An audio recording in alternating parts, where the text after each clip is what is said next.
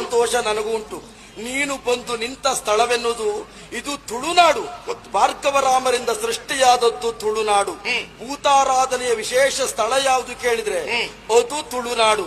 ನಾಗಾರಾಧನೆಗೆ ಪ್ರಾಶಸ್ತ್ಯವನ್ನು ಕೊಟ್ಟ ಸ್ಥಳ ಯಾವುದು ಕೇಳಿದ್ರೆ ಅದು ತುಳುನಾಡು. ಕೋಳಿ ಅಂಕವೋ ಕೋಲವೋ ಯಕ್ಷಗಾನದಂತಹ ಕಲೆಗಳಿಗೆ ವಿಶೇಷವಾದಂತಹ ಗೌರವ ಮನ್ನಣೆಯನ್ನು ಕೊಟ್ಟದ್ದು ಯಾವುದು ಕೇಳಿದ್ರೆ ಅದು ತುಳುನಾಡು. ಕೋಟಿ ಚೆನ್ನಯ್ಯರಂತ ವೀರಪುರುಷರು ಹುಟ್ಟಿದ ನಾಡು ತುಳುನಾಡು. ರಾಣಿ ಅಬ್ಬಕ್ಕಳಂತ ವೀರವನಿತೆ ಹುಟ್ಟಿಕೊಂಡ ನಾಡು ತುಳುನಾಡು. ಸಿರಿಯಂತಹ ಮಹತ್ವ ವಿಶೇಷದಿಂದ ಕೂಡಿದ ಹೆಣ್ಣು ಹುಟ್ಟಿದ ನಾಡು ತುಳುನಾಡು.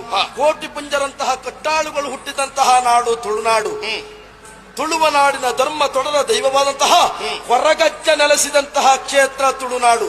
ಮಂಜುನಾಥ ನೆಲೆಸಿದಂತಹ ಧರ್ಮಸ್ಥಳ ಇರುವ ನಾಡು ಯಾವುದು ಕೇಳಿದ್ರೆ ಅದು ತುಳುನಾಡು. ನಾಗದೋಷದ ಶಾಪವನ್ನ ಪಾಪವನ್ನ ಪರಿಹಾರ ಮಾಡುವಂತಹ ಸುಬ್ರಹ್ಮಣ್ಯ ಸ್ವಾಮಿ ನೆಲೆಸಿದಂತ ಪ್ರದೇಶ ಯಾವುದು ಕೇಳಿದ್ರೆ ಅದು ತುಳುನಾಡು. ಏಕೈಕ ಸೂರ್ಯ ದೇವಸ್ಥಾನ ಇರುವ ನಾಡು ಯಾವುದು ಕೇಳಿದ್ರೆ ಅದು ತುಳುನಾಡು.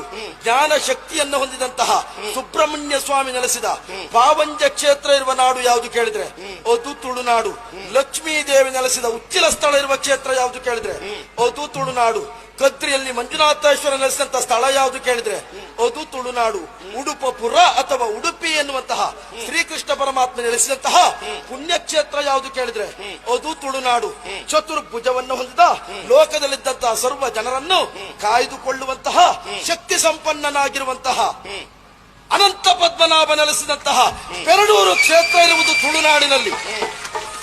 ಈಗ ನೀನು ಇಂತಹ ತುಳುನಾಡಿಗೆ ಬಂದು ನಮ್ಮಲ್ಲಿ ಒಬ್ಬನಾಗಿ ಬೆಳಿತೀಯೋ ಯುದ್ಧಕ್ಕಾಗಿ ಬಂದರೆ ಇದೆಲ್ಲ ನನಗೆ ಗೊತ್ತಿಲ್ಲದೆ ಹೋದದ್ದಲ್ಲ.